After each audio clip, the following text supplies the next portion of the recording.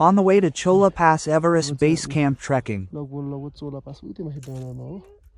Pass near पुग्न लागिसक्यो अब चाहिँ लगभग 1 घन्टा जति पुरै आइस यस्तो यो हिमालमै माउन्टेन क्लाइम्बिङ गरेर यस्तै गरेर चढेर जानुपर्ने छ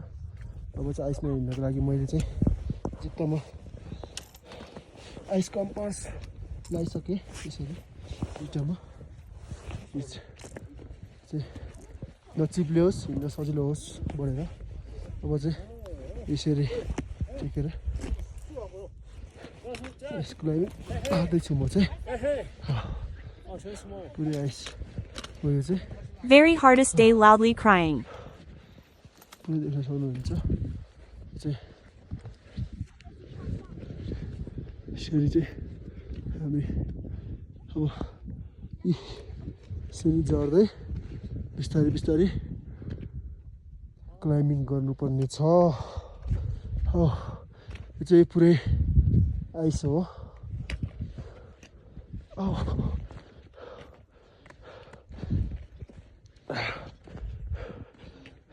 Bad weather, very cold there, around minus 15 degrees. भइरहेको छ लगभग 5200 जति मिटर हाइटमा छौँ अहिले हामी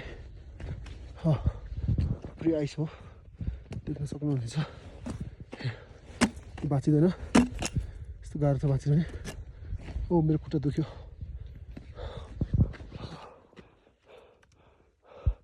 हल्का हिउँ परिरहेको छ वेदर चाहिँ going to bad now weather बिग्रिन थालिसकेको छ हिउँ परिरहेको छ हल्का